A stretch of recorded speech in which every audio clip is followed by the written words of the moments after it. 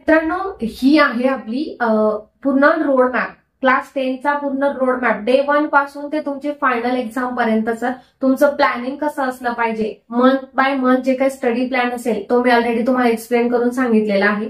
त्याच्यानंतर इथं मी month by month म्हणजे जून जुलै मध्ये तुम्ही कुठला अभ्यास करणार, म्हणजे किती % तुमचा अभ्यास कम्प्लीट झालेला पाहिजे, बेसिक प्लस रायटिंग कुठल्या कुठल्या गोष्टी कम्प्लीट झाल्या पाहिजेत.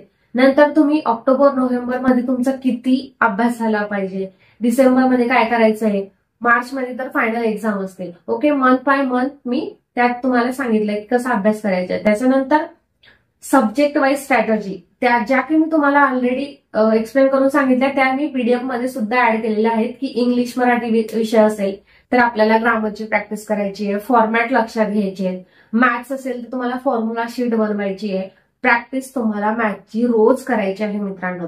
सायन्स असेल तर त्या विषयासाठी तुम्हाला कन्सेप्ट समजून घ्यायचे आहेत, डायग्राम समजून घ्यायचे आहेत, डायग्रामची प्रॅक्टिस करायची आणि पॉइंट वाईज आन्सर लिहायचा प्रयत्न करायचा आहे. हिस्ट्री असेल, ज्योग्राफी असेल यांच्यासाठी क्वेश्चन आन्सरच्या नोट्स बनवायच्या आहेत. माइंड मॅप, फ्लॅश कार्ड यांचा तुम्हाला उपयोग करायचा आणि रिवाइज करायचे आहेत. फॅक्ट वीकली असो तुम्हाला रिव्हिजन करायची, डेली रिव्हिजन करायची. रिव्हिजनला पर्याय नाही, रिव्हिजन तुम्हाला करावीच लागेल मित्रांनो. त्याच्यानंतर मी एक सॅम्पल, एक टाइम टेबल तुम्हाला इथं बनवून दाखवलंय. तुम्ही तुमच्या अकॉर्डिंग तुमच्या टाइमनुसार ते चेंज करू शकता. म्हणजे किती वाजता उठायचं, किती वाजता आपण कुठला सब्जेक्ट घ्यायचा, त्याच्यानंतर तुमचं स्कूलचा टाइम असेल, ट्युशन असतील, त्या गोष्टी कशा मॅनेज करायच्या हे तुम्ही तुमच्या टाइमच्या अकॉर्डिंग करू शकता. मी हे फक्त एक तुम्हाला सॅम्पल टाइम टेबल बनवून दिलेलं आहे. हे तुम्हाला डेली फॉलो करायचं आहे. डेली तुमचं टाइम टेबल हे चेंज होत राहणार आहे. तुम्हाला जो सब्जेक्ट वाटतोय तर तुम्हाला आदल्या दिवशी डिसाईड करायचा आहे आणि तसाच स्टडी करायचा आहे. रोज जर तुम्ही 3 तास अभ्यास केला, एकदम कन्सिस्टंट होऊन अभ्यास केला तर तुम्हाला नक्कीच चांगले मार्क्स मिळतील आणि तुम्हाला डिसेंबर जानेवारीमध्ये जास्त लोड येणार नाही. त्याच्यामुळे वेळ वाया नका घालू. त्याच्यानंतर मित्रांनो, मी वीकली प्रॅक्टिस ट्रॅकर तुम्हाला इथं प्रोव्हाइड केलंय.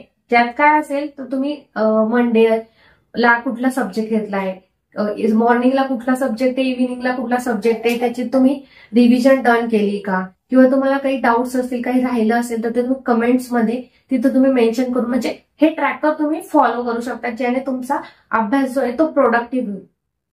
ठीक आहे, तुम्हाला चांगलं अभ्यासासाठी हेल्पफुल ठरेल. अशा पद्धतीने या पीडीएफ मध्ये मी बरेच पॉईंट कव्हर केलेत आणि ह्या काही फायनल टिप्स मी थोड्या ऍड केलेल्या आहेत की तुमच्या स्वतःच्या नोट्स बनवायच्या आहेत.